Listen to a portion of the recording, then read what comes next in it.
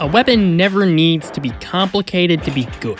It can have some strange mechanic, but in a lot of cases across games in general, the strongest option is the simplest, as you aren't relying on scenarios where its abilities and mechanics matter.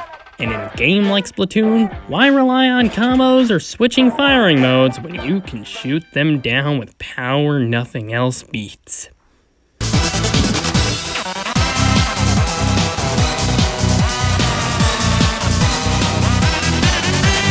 I've talked about this thing before, but I have not done it justice.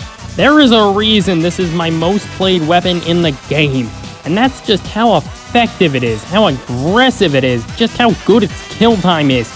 I can talk about burst fire mechanics or alternate firing modes all I want, but damn, nothing hits like tearing through the enemy spawn.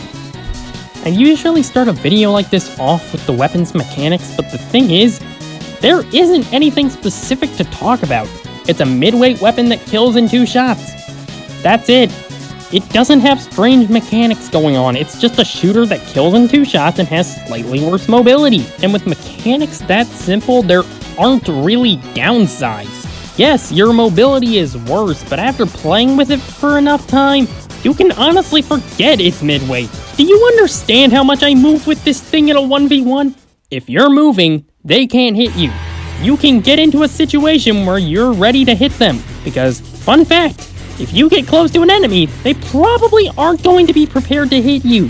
This always be moving thing might seem like it would conflict with the splash wall, but ironically, that is easily the best sub-weapon it ever could have gotten.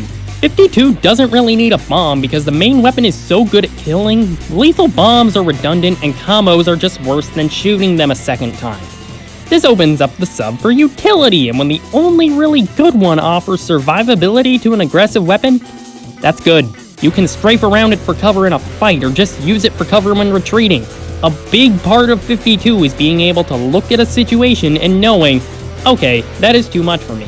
If I engage, I likely won't survive, so I should retreat and wait for a good moment to go back in.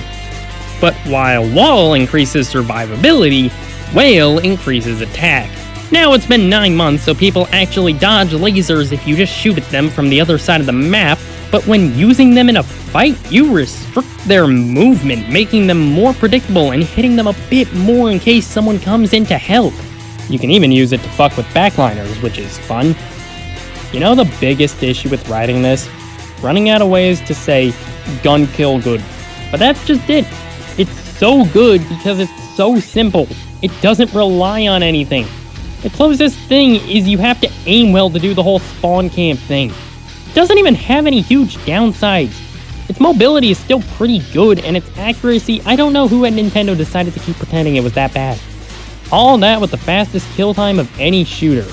Because when you understand how to use this thing, you can flank, shark, strafe, and hit them so hard they die before they can even react.